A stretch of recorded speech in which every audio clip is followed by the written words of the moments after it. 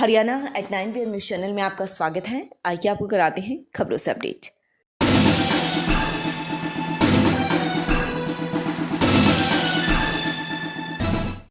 अन्नदाता को दिल्ली पहुंचने से नहीं रोक पाई देश की पुलिस और फौज। हर बाधा को पार करते चले गए देश के अन्नदाता। पंजाब से चला था काफिला। आंसू गैस के गोले, वाटर कैनन की बौछारें भी किसानों के हौसले को कमजोर नहीं कर पाई। उल्टा जितने प्रयास किसानों को रोकने के लिए किए गए, उतने ही किसानों के हौसले अधिक बुलंद होते चले गए। बात चाहे पंजाब पुलिस, हरियाणा पुलिस या फिर दिल्ली पुलिस के साथ ही पैरामिलिट्री फोर्स की क्यों ना हो, किसानों के जज्बे को रोक नहीं पाई। अन्नदाता लगातार प्रशासन द्वारा लगाए गए बैरिकेड, दीवारें, प्रशासन द्वारा लगाए गए अवरोधकों को हटाते हुए आगे बढ़ते चले गए। यहां तक कि प्रशासन ने किसानों को रोकने के लिए बड़े बड़े हाईवे, मिट्टी भर के भी मार्ग पर छोड़ दी थी ताकि किसान बॉर्डर क्रॉस ना कर सके। लेकिन ऐसे भी कोई बाधा किसानों के सामने ज्यादा देर टिक नहीं पाई और किसान दिल्ली पहुंचने में कामयाब रहे। ये किसानों की एकजुटता अपने भविष्य को बचाने के लिए थी। किसानों के मुताबिक वे भविष्य बचाने के लिए इस मैदान में उतरे हुए हैं। किसानों की सीधी सीधी मांग है कि जो 3 कृषि कानून लागू किए गए हैं, उनमें एक और कानून जोड़ा जाए और वह कानून ये हो कि जो निर्धारित मूल्य यानी MSP रेट सरकार तय करे, उससे कम रेट में किसान की फसल कहीं पर भी खरीदी ना जाए। जो व्यापारी किसान की फसल को MSP से कम मूल्य पर खरीदता हुआ मिले, उसके खिलाफ FIR दर्ज करके कार्यवाही की जानी चाहिए। इसी मांग को लेकर किसान निरंतर धरना प्रदर्शन कर रहे थे। प्रशासन द्वारा बार बार किसानों को रोका जा रहा था, लेकिन इस बार किसान रुक न सका।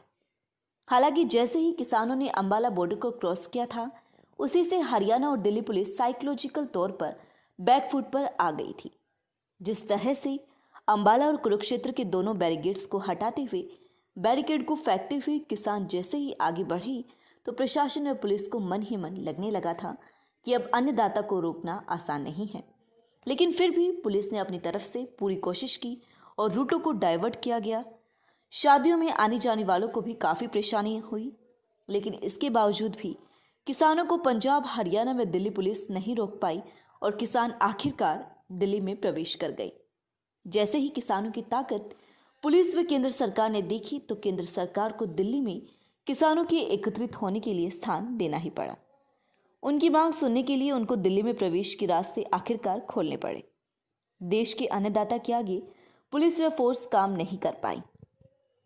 आखिरकार किसान अपनी पहली मंजिल पर पहुंच गए। किसानों ने पहले ही ऐलान किया था कि किसी भी सूरत में वो दिल्ली प्रवेश करेंगे और ज्ञापन महामहिम राष्ट्रपति को ही सौंपेंगे। लेकिन किसानों को दिल्ली पहुंचने तक बीच बीच में बहुत सी बाधाएं प्रशासन द्वारा बनाई गई, लेकिन अन्नदाता को प्रशासन व सरकार कोई भी रोक न सकी।